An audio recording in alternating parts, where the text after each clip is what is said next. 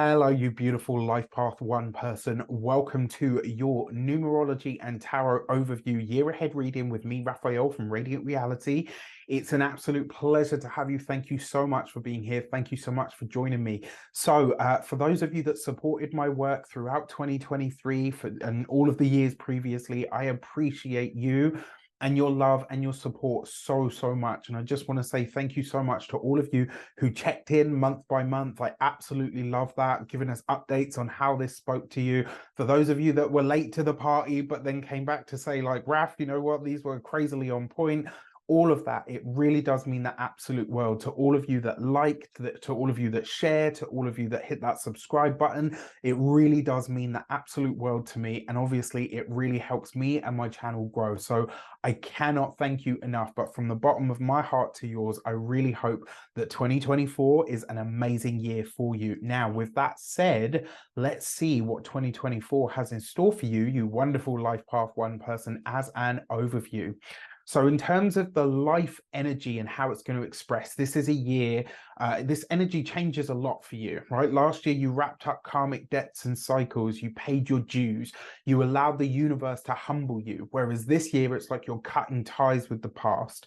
This might be a year where you break away from old relationship styles, patterns as well, especially going beyond and moving beyond whatever makes you feel like you're stagnant or haven't been moving, whatever feels like it's outdated, outmoded, or is just holding you back in some way. For a select few of you, it might even be that there are endings, there's connections, like in some of your connections, there will be endings, but it might also be fresh starts. And it's like when it comes to platonic or even romantic connections, there can be new starts in all of those things. Now, when it comes to your finances, you might be feeling a need to for a lot more hard work, and especially more hard work than maybe you feel like you're seeing the results of. This could also be a year where you feel like you're expected to really give a lot when it comes to the things that generate money, whilst potentially not feeling like you're getting the full benefit of those things. But that just means that you really need to look for the loopholes, right? This is about finding ways that you can go above and beyond in some way. This is about you looking for Life Path 1 energy is very clever. It's very intelligent. It really does know how to, like, you present a Life Path 1 with a problem, they will find a solution. That solution, 9 times out of 10, doesn't already exist. So they kind of say, look, you know what, I'm going to build this. And they rope people into helping them do that or to create it. Now, for you personally, this means that you need to look for the loopholes and also tap yourself into the frequency of abundance. This is about aligning yourself with money, finances, and resources. Remember, this is a universal 8 year.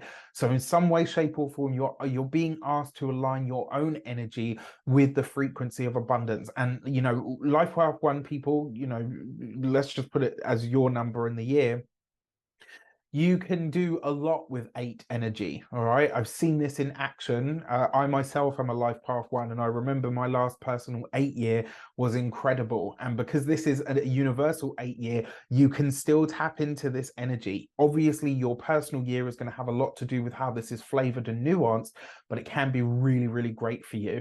Now, when it comes to your work, this is likely to be a year where you are expected to put a lot of little fires out, but it's helping you build resilience, right? It's also helping you build power. It's helping you show up and show people around you, maybe even the people that you are in charge of, that you are capable, that you are smart, that you are intelligent. And this is not just capable of surviving, right? But capable of thriving, of showing people just why you are the leader, right? So just like Aries is the leader in the zodiac, the number 1 is the leader in terms of, you know, it's the first energy. It's the first, aside from zero. I got a whole lot to say about that, which many of you, well, for those of you that took my tarot course, you will have had all of that information. If not, I will see you on the next one next year. In 2024. All right, so so this is about you really demonstrating why you are who you are, why you're in charge. Yours is the power of new and pioneering energy that goes beyond everything that you already currently know or what exists. This is a time for you to show that, right? Especially this year, to allow yourself to go beyond what you have known up until now and to let people see you doing it. When it comes to your health this year, you've got to be on top of your health, right? It's going to be really important. You'll probably be like your body will be speaking to you about what's really needed to excel, and your health is going to show you what needs to be released, what needs to be let go of, what needs to be what needs to really be eliminated in order for you to actually heal. Your body requires more time out in nature this year than it ever has before. It also needs regular meal times and structured days to stave off erratic and nervous tension that might sort of creep in. Now, in that regard, it's also worth mentioning your body will be telling you, like, one of the things that you can do to really get through this year with good health is make your meals and your meal times structured. Have your breakfast, your lunch, and your dinner. I'm not a breakfast person. I know, terrible. I don't really eat breakfast. I've got better with it as I've gotten older. But having structured, right, at this time I'm going to have my breakfast, at this time I'm having my lunch, at this time I'm having my dinner. Yes, there are going to be exceptions to this rule. No, you're not always going to be able to do it at the right time, etc. But it is worth considering building that into a solid routine. It is an 8-year, and 8 loves organization, right? So tap into that energy for your health. Structure into your month specific days or weekends that you're going to have off, where you do nothing, where you rest, recuperate, or where you get into out into nature. Set aside days where you can go hiking and do all of that kind of stuff. Go wild water swimming and all the rest of it, obviously safely. Pay special attention to your nervous system this year and find ways to support it. For a select few of you as well, it might be worth paying attention to your skeletal system, to your blood, and also finding ways that are exciting but also structured to be active. All right. So with that said, hopefully that gives you an overview of how this year can kind of shape up for you in some way, shape, or form. And obviously dig in, because now we are about to get into your tarot section where we get that month by month breakdown. Take care, and I'll see you soon. Hello, you wonderful Life Path 1 person. So let's get into your 12-month breakdown to see what the year ahead has in store for you. So before we start, as always, I would like to bless my decks of cards with all forms of love, like peace, prosperity, and abundance. And I pray that the messages that come through are ultimately clear and concise. They help us all on our paths to our highest vibrational good. As many of you already know, I am also a Life Path number 1. So let's see. So remember, your first card out kind of typifies the year that you're going to have. Also, worth noting, as we start the year, Mercury is going to be retrograde, so that card seems to want out. And we have the Strength card, right? So this is the first card out. This is your January energy, but it also specifically speaks to, like the whole overview of the year. Now, what this tells me is January is going to be a month where you're very focused on your physical health and vitality, where you're really focused on your body. And it's also going to be a month that really requires you to dig deep and find your inner strength, courage, and wisdom, as the song says. Now, what it also tells me, this is very much a month where you are going to be embarking on something new, and it's going to require a lot of courage and strength from you. Now, what I like about this is you have the energy for it. You have the power to make it succeed. Like, you're absolutely doing it like a boss. But the thing that I find really intriguing about this is Mercury is going to be retrograde at the start of the year. Only until like the 2nd of January. So it's not going to be as slow or weird a start as we had last year. It's just going to be kind of like the lingering after effects of that sort of Mercury shadow, if you like, throughout January. But really, really interesting to have this as the first card out. Now, remember as well, this month, Pluto is going to go into the sign of Aquarius. If you want to find out what that means for you and your sun, moon, or rising sign, check out the link in the description box below so you can get your year ahead readings. They are up and out there for your purchasing pleasure. Now, to cross or to aid that, you have the Ace of Pentacles. So whatever you're doing in January, it looks like you're very focused here on creating some kind of material success or stability for yourself. Yes, it could be finances, absolutely. But I do feel like for a lot of you, this might have something to do with your work, right? Remember, the Ace of Pentacles usually speaks to new home, new job, all of those good things. Now, it is the Ace of Pentacles, which suggests that there is a financial element to this, where you have the ability to really lean into something for the long term. Whatever you are starting in January, it's going to be a slow build. So do be prepared to put a lot of time, effort, and energy and to summon all of your inner courage and strength. Now, what I love most about this combination is it does suggest that you are very resolute when it comes to some sort of New Year's resolution, when it comes to your physical health and vitality. For some of you, I actually feel like this relates to flexibility more than weight loss or anything like that. So I'm intrigued. You'll have to let me know in the comments.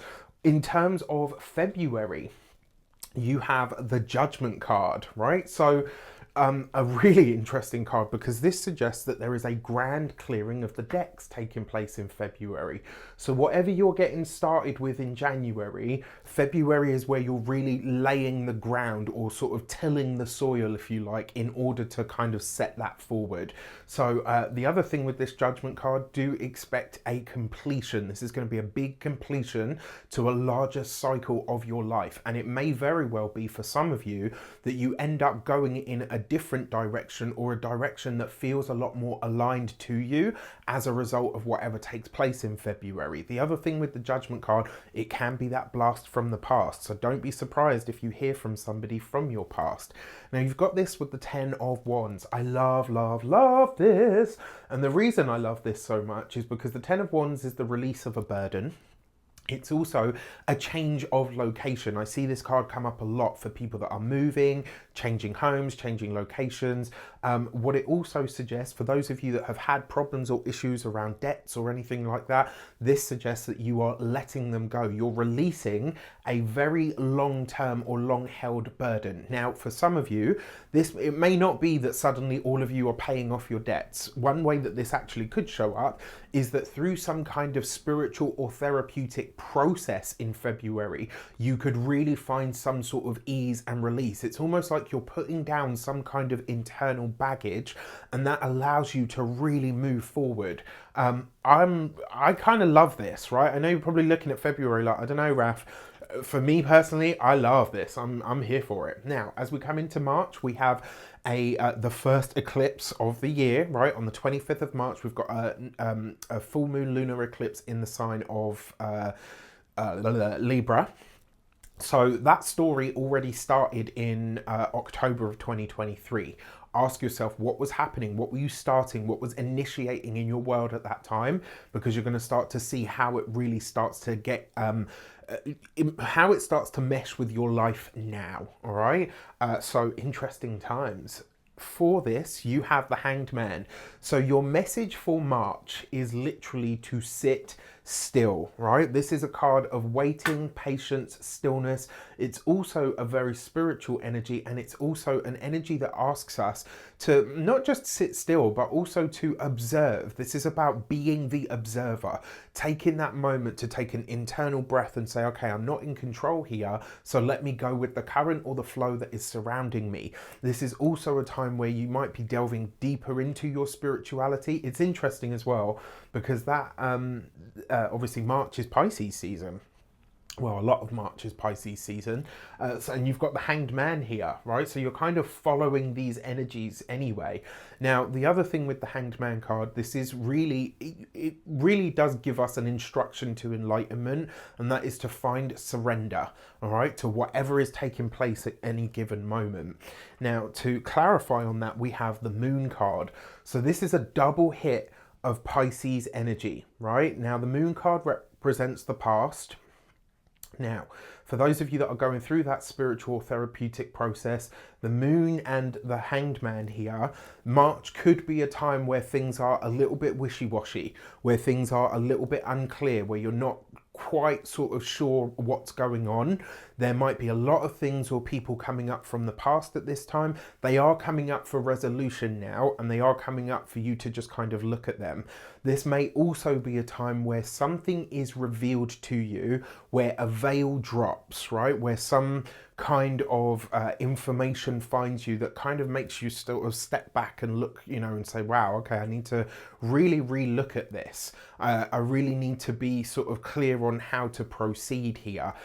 What's interesting to me is the challenge months that I know of so far, I mean, well, certainly January is not one of them for you, right? So I'm intrigued. Now, this moon slash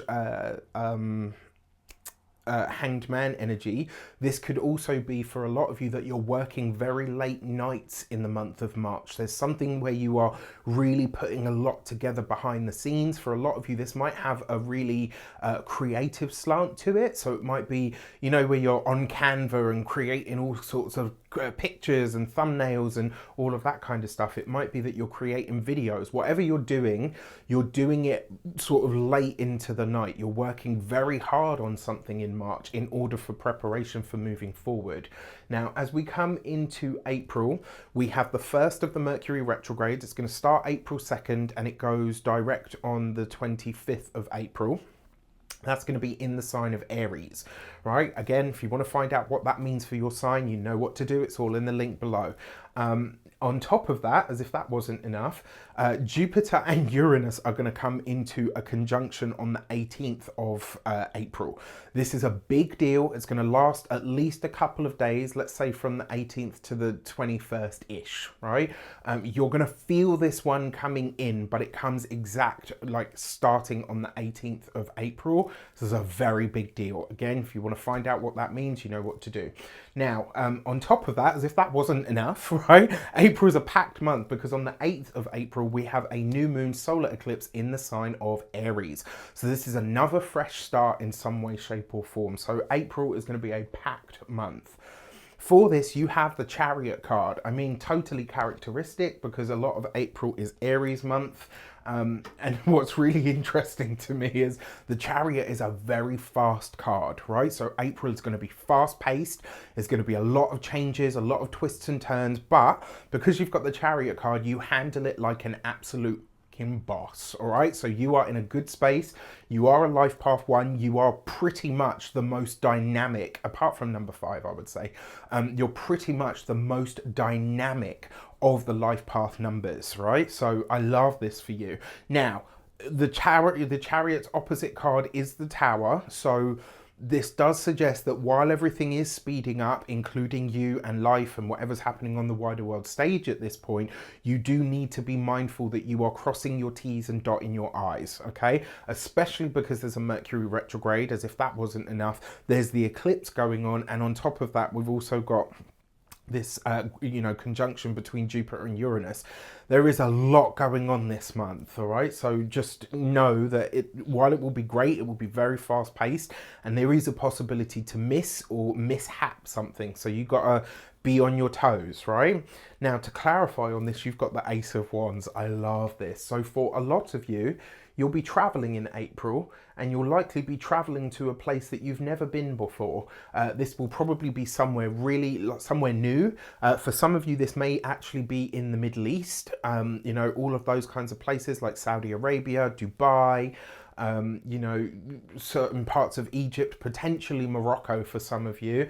Now, with that Ace of Wands and the Chariot, this suggests that whatever you are doing is successful. Whatever you're beginning in the month of April is a success. You put something out into the world, it potentially has quite a big boom energy behind it, and it goes on to do very, very well. So this I actually really love. If you've got something to launch, obviously you need to be mindful of the Mercury retrograde, yada, yada, yada. But it looks nice, right? Especially if this is something that you are maybe relaunching or, sort of discovering or redoing, all of those words when it comes to the retrograde season.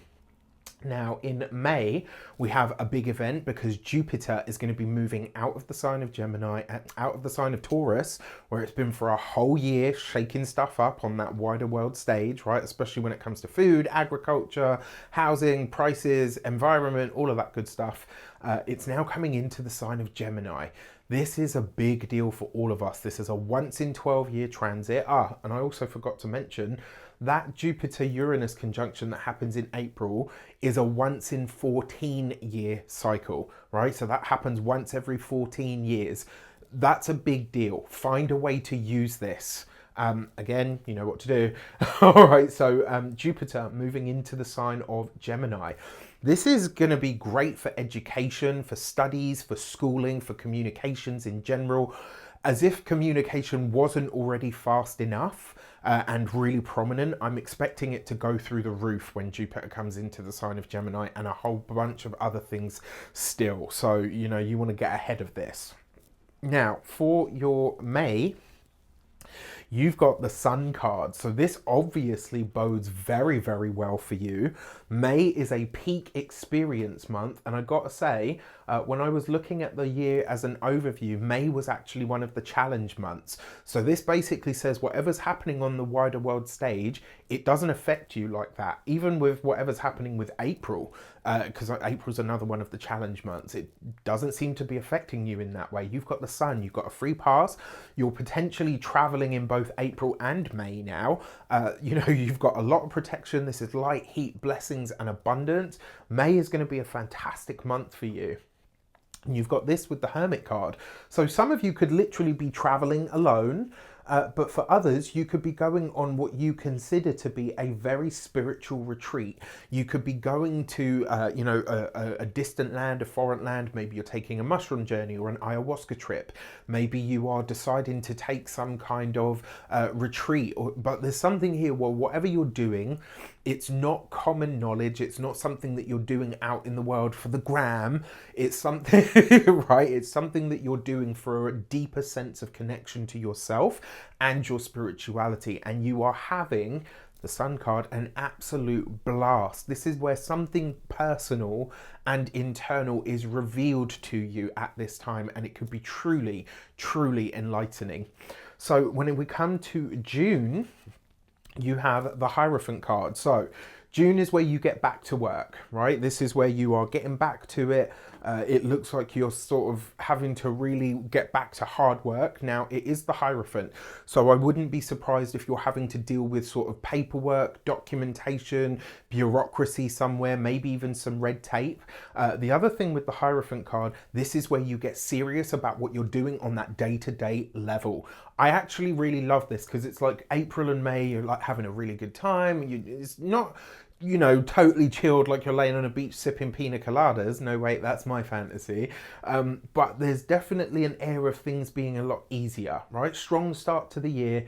You get to March, it's a little bit like, oh, okay, we've got to focus in. Maybe things aren't as clear. April, May, awesome. And then June, back to it. Let's get back in. And with this, whoa, you have the Hierophant, right? So you've got a double hit of this Hierophant energy. This is powerful because it means that you are likely to be interacting with bigger or larger institutions in some way, shape, or form. What it also tells me is that this is about the structure of your life, your world, your routines, your habits, the way that you fit into, you know, your personal bubble of society. So there's something here where potentially your status elevates, but it's through really, really hard work. I wouldn't be surprised if on the wider world stage, we see something happening with a big corporate company. If you've seen the overview for this year in terms of the numerological overview, if you watched it, you heard me talk about this being the year of the merger. This is where one of the biggest mergers that we've probably ever seen and maybe ever will see is going to take place. My money is on June. Double hit of the Hierophant card, that's corporate. It's corporate structures, it's the banking industry, all of those things. This could also be a really good time actually for you to think about making some kind of financial application. So if you need a mortgage, you know, if you need a bank loan, if you need a startup business loan, all of that kind of stuff, June is your month, right? You got to work hard at it, especially if you're doing some kind of business proposal. Now, if you saw the overview again, you know I said this is a great year because it's a universal 8 year. It's a great year to start a business, all right? And it looks like June is your month, I've got to say. For July, you have the Justice card, right? So this is where you are committing to something. This is where you are signing on the dotted line. Now, July will just have a decidedly legal slant or energy to it, especially because this falls right next to a double Hierophant energy, which means that whatever's coming through here, it will have a legal or contractual nature behind it, or, you know, as a part of it. So June and July, I feel like a kind of, you know, they're two halves of a coin. They're effectively one theme that's happening under an umbrella in some regard. But this is where you really are committing to something, or potentially even someone for a select few of you. You've got this with the Six of Swords. So for a select few of you, if you have decided that you will be moving abroad, July is probably the month where you go ahead with this, right? The Six of Swords is a wonderful card because if you've had challenges, this is the end of those challenges where you start to see them ease off and lessen up. And again, you know what's beautiful about this? July is one of the challenge months. So on a personal level, this isn't really like whatever's happening in the world isn't affecting you so much. However, we will likely see something happening on the waters or the seas that has like a very legal kind of slant to it. So I'll be intrigued to see how this plays out.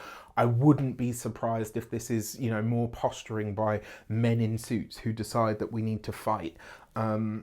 But it will take place on the water. There's something about warships and all the rest of that going on here. The other thing with this on a personal level, yeah, this could be literally a change of location where some of you are moving, immigrating, moving abroad. Maybe these trips that are happening in April and May are exploratory trips for some of you. So as we come into August, we have the second Mercury retrograde of the year. This one's going to be in the sign of Leo. It happens from the 4th of August right through to the 29th. So basically the whole month of August, Mercury's going to be doing that retrograde thing. So at this point, you obviously do need to be mindful of communications, etc. I think this is one of the other reasons that June is such a strong month as well, because we're out of a Mercury retrograde. Jupiter's already changed signs. We've already had that conjunction between Uranus and Jupiter. So yeah, August, Mercury retrograde in the sign of Leo. For this, you have the High Priestess. Now, I gotta be honest, this card literally represents hidden things revealed, and it also represents your own intuition. Now, you had the Hermit show up in May, right? So in May, because of what you're doing in May with spiritual retreats and delving into, you know, more quiet time alone, etc., it looks like you're already honoring your intuition, and you will be getting some really powerful insights and personal illumination. What those things that you learn in May may probably come into focus more, or into a practice point when we come into August. Now, because Mercury's retrograde at this time in the sign of Leo, the sign of the king, the sign of the queen, the sign of celebrities, Mercury retrograde with the High Priestess, this is some big secret that is revealed about a monarch, a celebrity, about maybe, you know, because nowadays, like, Elon Musk is a celebrity. Yeah, he's an engineer or whatever else it is that he does. But, you know, they're all turning into celebrities, and we can see this. That great conjunction that took place at 0 degrees of Aquarius created a shift where people that are more famous, they're going to be, you know, famous really for what they contribute to the world, not for what they look like or how big their butt is, or, you know, like, we're shifting more towards your intellect, your intellectual property, what you create that serves the world. Those are going to be the celebrities moving forward, and we can see that shift already. But yeah, there's a king, a queen, a head of state, president. There's some piece of information that comes out at this time, and it kind of has everybody going, ah, okay. And for this, we've got the Page of Cups. Now, that's really, really interesting. So that is a time sequence, right? So I'm going to say whatever you are doing late June coming into early to mid-July, you're going to be releasing, revealing, or sharing it here in August, right? Now, the other way that this potentially shows up is whatever you're starting, creating, or even revealing to the world in the month of August, it won't truly perfect until you come into 2025, all right? So that's quite a long prediction. The other thing is, whatever comes out at this time, I mean, this is a time of heightened, on a personal level, this is a time of very heightened intuition. Your intuition is going to be fire in the month of August, right? So pay attention to whatever it is telling you, because it's going to be super, super tuned in that month. All right. Now, in September, we have the second eclipse season beginning. So on September the 18th, we've got a Pisces lunar eclipse. Now, this is the first one, because from this cycle of Aries and Libra, they're going to switch into Virgo and Pisces, right? Now, this is the first one in Pisces.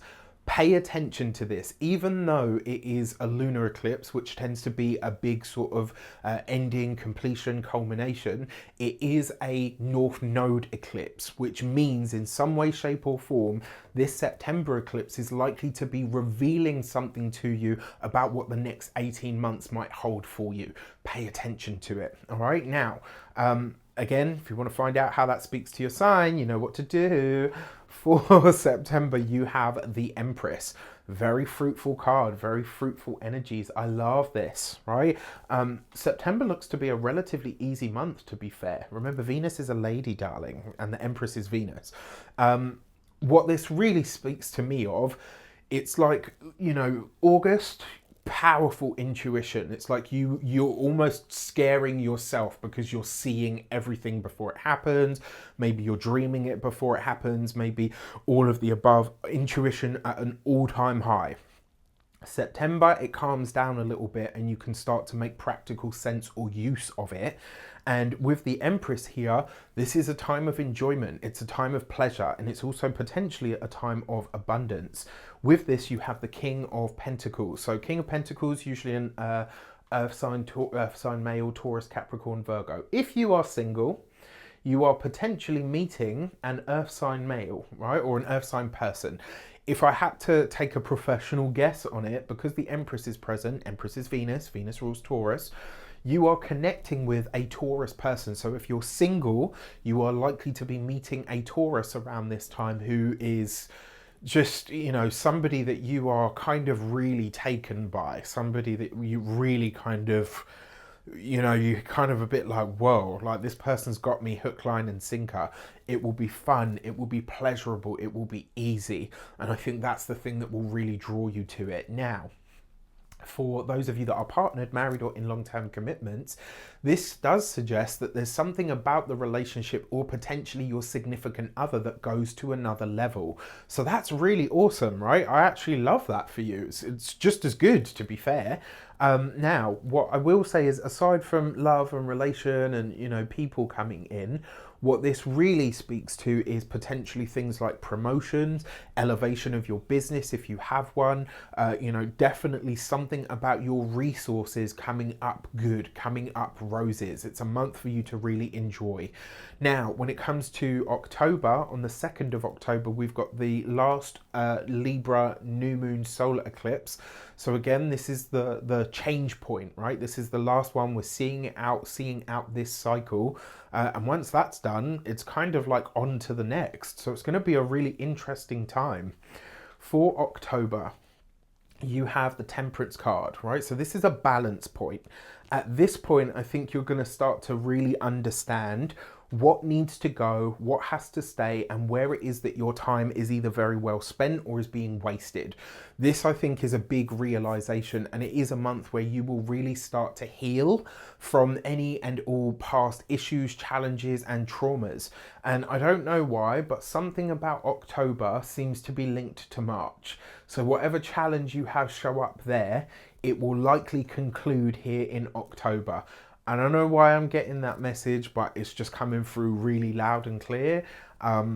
Maybe it's because, you know, of the eclipses or whatever the case might be, but that really feels like whatever you're needing to heal from March, October will be where that cycle sort of wraps up. Now, there is something else I forgot to mention here now that I look back at it. March, be careful with your health, your physical health and vitality. And also watch out for anything to do with poison or toxicity. This could be anything, you know, this could be as simple as mold in the home. I don't know if any of you know this, you know, I'm not a doctor or an engineer or whatever, but I've done my own bits of research, and mold in your home is one of the most common causes of mystery illnesses. Check it, right? Like if you think there's anywhere or whatever, maybe just check your home, because that could potentially be it. And look, it's the moon card, and your moon card, which is Pisces, watery energy, the hanged man, which is Neptune, which is literally water. So there could be problems or issues around water and moisture at this time, either in your physical body or in the home.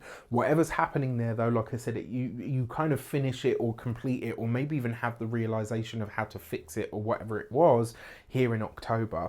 Now, to clarify on that, you've got the Nine of Wands. So this is some kind of, because the Nine of Wands can represent bumps, knocks, scrapes, you know, accidents, etc. Can sometimes represent things like PTSD.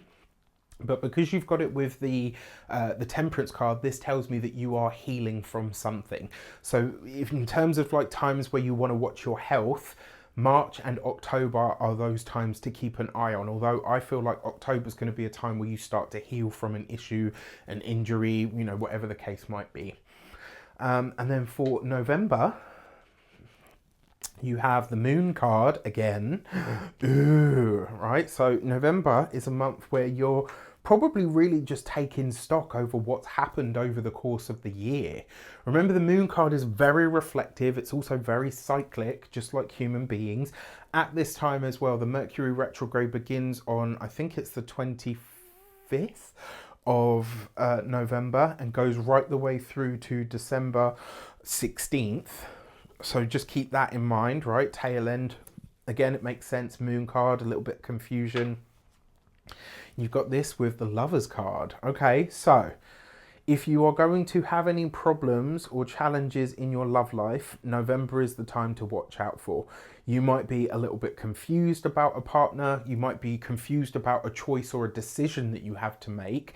And for those of you that are meeting this wonderful earth sign person, November might be a time where you're kind of weighing it up and saying to yourself, okay, is this person really for me or is it not? And, you know, a big part of this may be in, you know, in response to how things go in the month of October. So just something to keep in mind. The other thing is, it looks like whatever choice or decision you're making in November, and this is across the board, you know, across the board of your life, you're making them in secret. It's almost like you're doing something here behind closed doors or behind the scenes. Now, finally, Mars is going to go retrograde at the tail end of... No, it's not. No, it's not. No, I don't think it is.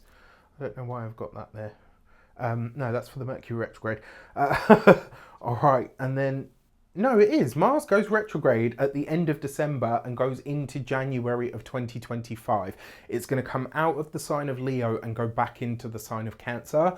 Obviously, at that point, I will be there talking about all of that good stuff for you. Now, for December, you have the Wheel of Fortune. Not only is this luck and fortune favouring you, it's a change point, right? And I gotta say, all in all, this year does not look to be that bad. It really doesn't. I think you've got some really great pockets of goodness and you've got a few challenges. Isn't that life after all? But the Wheel of Fortune in December, this suggests a big change point, a big uptick. So whatever you started in January that I said to you would take potentially a year, would be a slow build, December, you're going to start to really see the results for your hard work and hard efforts. This is where you will get that first sort of glimpse of, you know what, it was actually all worth it. To clarify on this, you've got the Two of Swords. So this, I actually think, is where you are really, so whatever decision you're maybe worried about making or struggling to make in November, December, you make it and you know it's the right one, right? You finish the year very strong. Potentially you also finish the year with some kind of travel, which could be really, really nice. So your challenge months of 2024 as a life path one are March is going to be a challenge month, right? There's no getting around it. I gotta say, June and July look to be challenge months because whatever you're doing has a very official energy about it. There might be a lot of hard work, a lot of paperwork, documentation, all of that kind of stuff. August, I don't think it's a hard month or a challenge month. I just think it's going to be that your intuition is so powerful at this time that you might feel like really too sensitive. And then obviously October, potentially a challenge month, and November, possibly a challenge month. Your power months, January, February, April, May, fantastic months for you, really fantastic months for you. September, fantastic month. December, a great month, right? So all in all, really, really nice. Like, I'm totally here for it. Okay, well, there you go. That was that. I was going to say your key to the year card from the Human Design Oracle deck is the Gate 45 and Regal. And this card really is, there's so many things to say about this. First of all, the peacock, right? We know that is about shining your unique light and allowing yourself to really be seen, allowing yourself to really be out there in the world, allowing people to see who you are and what you're about. The other part of this card is about leading by example. As a life path one, you're a natural leader anyway, but this card basically encourages you to really lead from the front, to roll up your sleeves and say, this is how we do it, people. This is how we move forward. I actually really love this because it means that you're coming into your personal power that much more this year, but you're also finding your personal glory and splendor. This is really helping you understand yourself on that level of, this is what I want to bring to the world. This is what I want to share with people. And it doesn't mean that you'll suddenly all start personal businesses. It could just be that you say to yourself, you know what, I'm ready to really boss it at work and go after that promotion. And I've already said, right, there's a pockets of this year that can absolutely do that for you, providing you're willing to put that hard work, effort and graft in. All in all, looks like a pretty decent year to me. And I'm a life path one, so I'm kind of here for it, right? Now, with that said, if you haven't got your year ahead videos yet, you can get those on the link in the description box below. They're $7.99 a piece, or you can buy the bundle for $49.99. Total bargain, right? They make really good Christmas presents. And like I say, you can check in with these every month. Some of you do it every 3 months, every 6 months. I love that you come back to these throughout the year. Obviously, these are free and on YouTube. But more importantly, if you don't know your personal year number, I have a playlist in YouTube, right? So you can check that out so you can see what personal year number you're in to give you even more understanding of how to get the most out of 2024. With that said, I wish you an abundance of all of that good stuff. Have a fantastic 2024. Take care, and I will see you soon.